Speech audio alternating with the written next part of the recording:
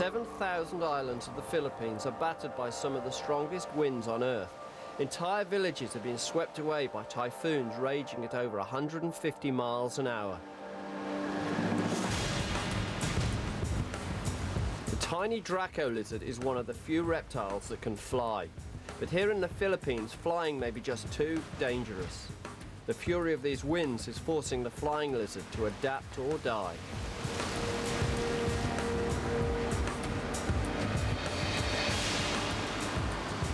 I've come here to compare different species of flying lizards in an attempt to determine whether the conditions under which they're evolving are affecting their ability to fly.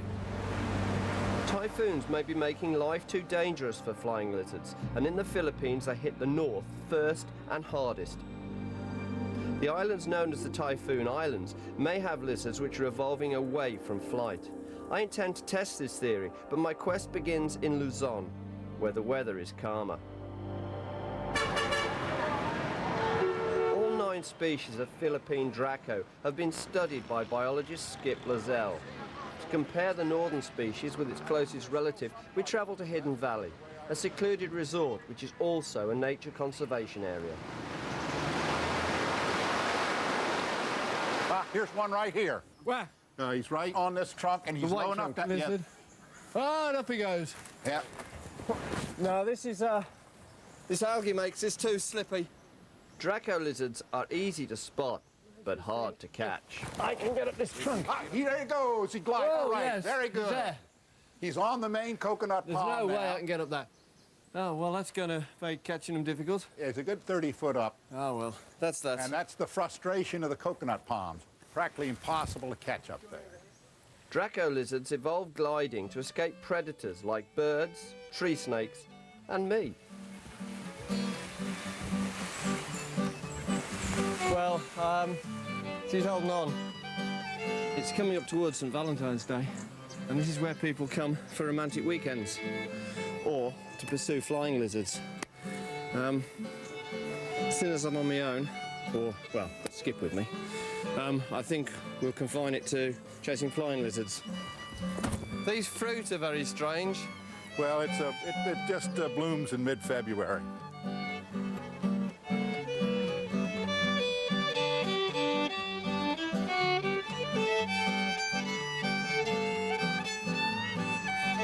Do you mind?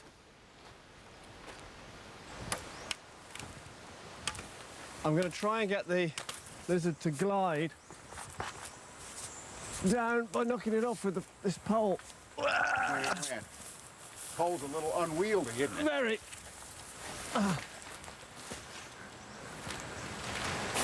This is not easy. Hidden Valley is sheltered from high winds, so the lizards have easier conditions. The pole's just so ungainly. You're good. Hey!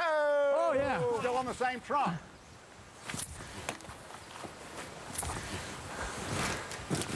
Get him! Yes! Got him. I feel exhausted, but it's the only way to fetch him down, wasn't it? See, it's a male. Yeah, quite bright yellow wings.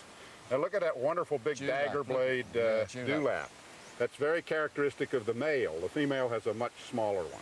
You can actually see the rib bones here, and he works his gliding membranes just the way a cobra works its hood. He has to use real muscular effort to extend those membranes, and that works out well for us, because if you can flush him off the tree trunk, Tire him out. Tire him out, literally. When that lizard came out of that tree and tumbled down the same trunk, I had to do a double take because it just looked like a leaf falling from the tree. Because this pattern is so much like a dead leaf. Yeah. Pretty good imitation of a dead leaf. Just fluttering, like this. Yep. Well, that's the first one. We want to catch several. Yep. They spread their dewlaps and wings for territorial display or to attract a female. Thousands of years ago, they found they could use these makeshift wings to glide and escape predators. My plan is to get above them so they'll jump. I thought I was a good tree climber, but watching these guys puts me to shame. The pole sometimes is too short to reach beyond the lizard, so these guys are going up, and hopefully the lizards get lower and lower each time we get a chance to actually catch one. Okay, Oh! Oh! Which way? Yes, yes, yes, yes. Oh! There, yes, here, it's on this tree.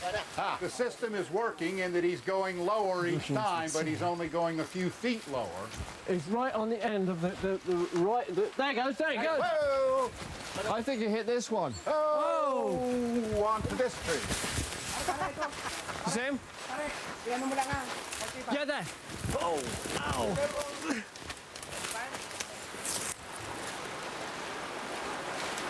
Is it somewhere?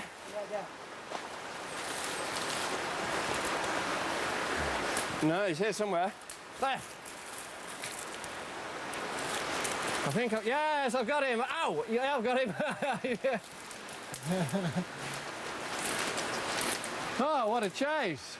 We've got another male, a bit darker coloured. He's very good at gliding indeed. He swooped down, and I thought he was going to land low. In actual fact, at the last moment, he curved himself and went up and landed several feet higher on the tree than I was thinking he was going to make. He's covered maybe 100 metres in about 5 glides. The gentle breezes here are perfect for long glides. We're measuring the distance that a flying lizard glided. Basically, they can glide this distance and some. Okay, what have you got? 28 meters, 50 centimeters, which is just about 94 feet. It came in a curve. So if we're saying 28 and a half meters in a straight line, it was doing a distance of over 30 meters in one glide, which is quite a long way for a small lizard. This is another male. My magnifying glasses make precise examination of the lizard easier. The shape and size of the wings seem well adapted for flight. 32. Okay, that's very good. Now actually these wings come to almost an acute or rectilinear point. They're quite large. If you did the real wing span across both wings and looked at it compared to the head body length, they'd be practically equal, which is remarkable. The further north you go, the stronger the wind becomes. The Typhoon Islands are the most northerly, and Batan is thought to be the limit of the Draco lizard's range. All species are constantly adapting to changes in the environment, and the Draco may be a spectacular example. Skip discovered the Draco lizard on Batan, and we've come here to test his theory that they are losing the ability to fly. He thinks a lizard this fragile just can't weather the storm.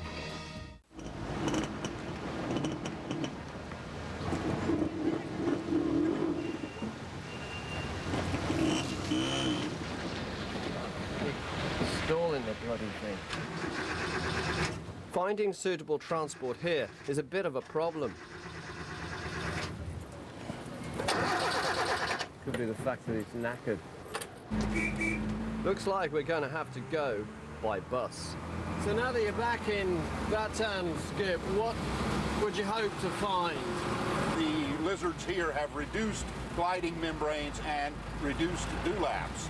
And so I'm hoping to verify that and look at some of the evolutionary implications of living in these windy islands. And compare them with flying lizards from a sheltered island like Luzon. Yes, the Hidden Valley lizard is going to be my standard of comparison.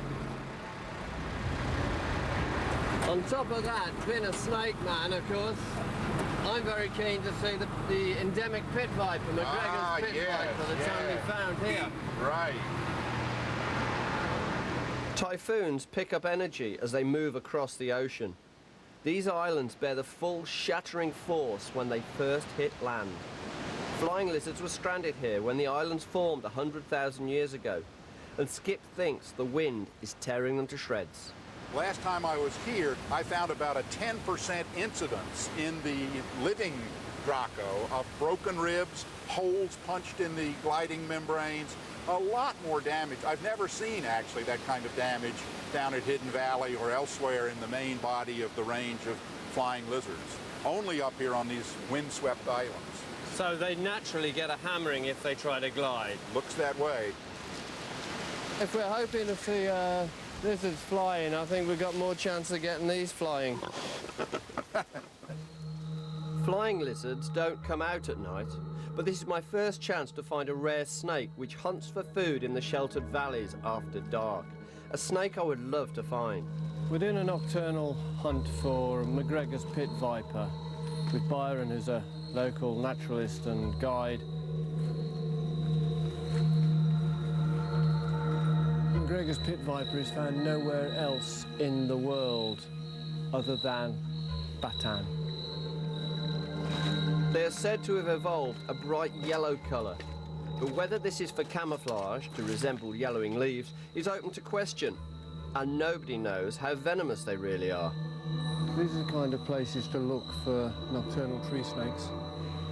And lianas like that stretching from one tree to another, because snakes use them as highways to pass through the canopy. Pit vipers have an extra sense. The pits in their faces are highly sensitive to heat, allowing them to target warm-blooded prey in the dark. It's not waking yet. There, oh, look at that. Man, look at the colour of that. That is a young McGregors pitviper. Just didn't believe I would see something like that. Unless my eyes are playing me up, this snake is virtually white. That is outrageous. I can't hardly believe that the first specimen we find, actually crawling along on the ground, is as near white as any natural snake I've ever seen. Of course, you see albinos in captivity and things like that. But this is as near white as any wild snake I've ever seen, and that is just unreal. Being so obvious to predators may mean it won't survive into adulthood. Why it has evolved such a visible colour mystifies scientists. Tomorrow we'll find out if something even stranger is evolving here. A flying lizard that no longer flies.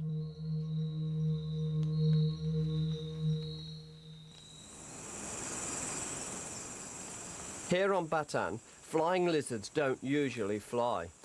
But they might if somebody gets up in the trees and chases them. There's a flying lizard on this tree, and I can climb this tree. It's not a coconut palm.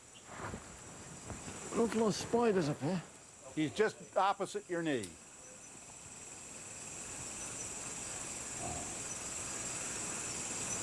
Oh, he ran down.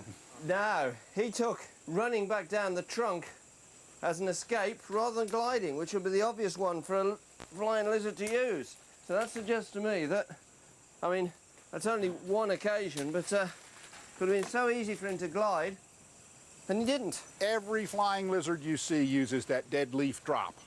They don't run down tree trunks. Yep, I wasn't expecting that, I But have you've to say. just seen it happen. I wasn't expecting him to do that. I was expecting him to either It's get on caught- your back, Mark. Just hold still. No. Now just hold still just a I second. don't believe it. Don't do anything.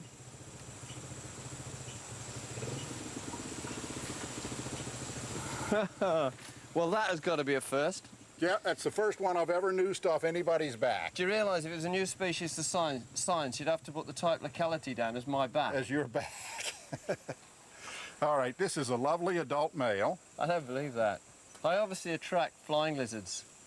Now, I don't mean to argue that these Batan flying lizards never fly, but I do think they fly less. Yeah. And I've never actually seen one do it. No, they've run. They've run. They've done what any other tree-dwelling lizard And would do, they've which even is run scamper. down the trunk. They've relied on their legs, not their wings, to escape capture. Oh, no, I see it. I know what I'm looking at. It's on the side. It's dark. It's on the second right-hand branch. And he's got his wings partially spread. Up there he goes. He's going up. Running up. This is the kind of height that he could glide from. There.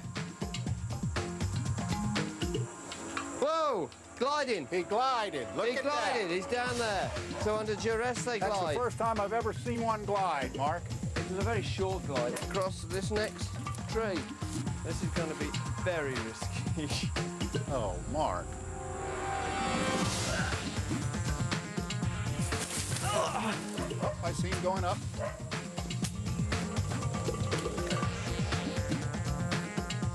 There he is, he's going up. He's just a little above your head. He's a little, okay, go, look to your right. Yeah, I got him. Oh, he's not, I'm not in trouble. Whoa, There he goes. Oh, He's on did the he hit the ground, ground? down under the tree, about to I come see back him, up I this see him, I trunk. see him. Where is he? Don't move an inch.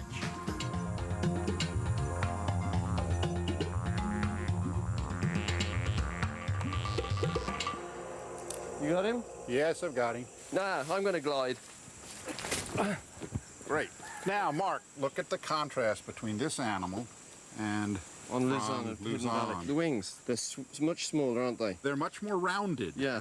That, I think, is the first step in the direction of reduction of the gliding membranes, the first step towards flightlessness in a flying lizard. The lizard's wings have grown smaller to avoid being torn apart in high winds. But could they evolve so much that the lizards won't be able to fly? Itbayat to the north is the most windswept island of all. And the hardest to get to. No zoologist has ever studied reptiles there. To find out if lizards fly on Itbayat, we have to suffer seasickness and 20-foot sea swells. On top of a 4-hour stomach-churning voyage, we've got a heart-stopping landing to look forward to. A man died getting off the boat in seas like this only a year ago. That's the port. That's where we've got to land. It's lashing down with rain. The boat's rocking backwards and forwards, yawing, whatever. We've got to get off here and get all the gear up there.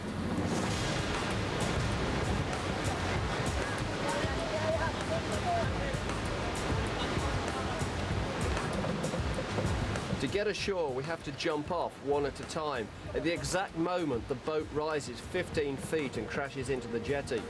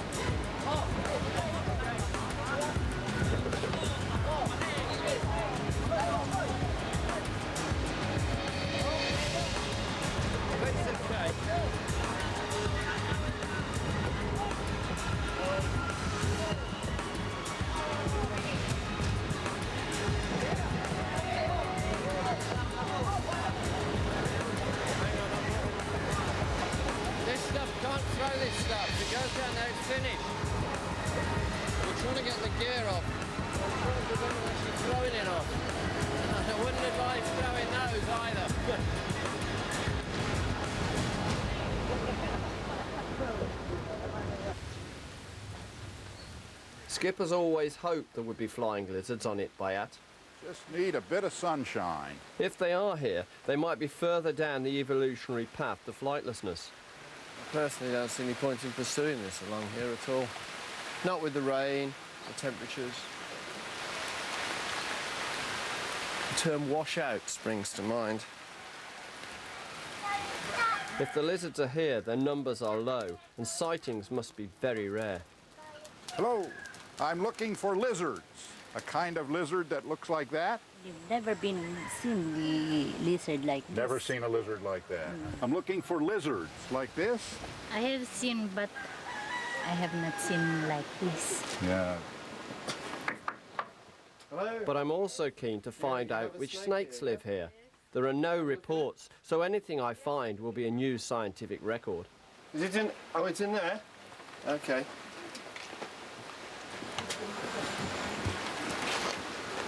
Oh, it's a retic. It's a reticulated python. They will bite. Yeah, I know he'll bite. That's all right. There is no record of reticulated python from Itbayat, but it's the only snake of any real size found in the North Philippines. Even if we don't actually see any signs of any other species of snakes, reticulated pythons are the ones that people tend to notice and kill or catch. This python is now the most northerly record for the Philippines. This one's lucky to be alive. Hello? I hear you've got a banjo with a snake skin on it. Yeah. Could I have a look at it? Yeah. Here it is. Oh, now that's off a big reticulated python, that is. Do you often see big snakes like this on Itbayat? Long time ago, but not now. Not now, because the big ones have all been killed, presumably. Yeah. And people are frightened of this snake. Yeah. Do you have any other skims? Yeah, I still have. This is from the same python. Yeah. I'd say we're looking at a 14, maybe as much as 16-foot python, but probably about 14-foot reticulated python there. Who killed it? My companions in the field, Where did they find it? they found it in the field, our goat ranch. Goat ranch? Yeah. Ah, now this would potentially eat a small kid goat. Yeah. And it'd eat chickens.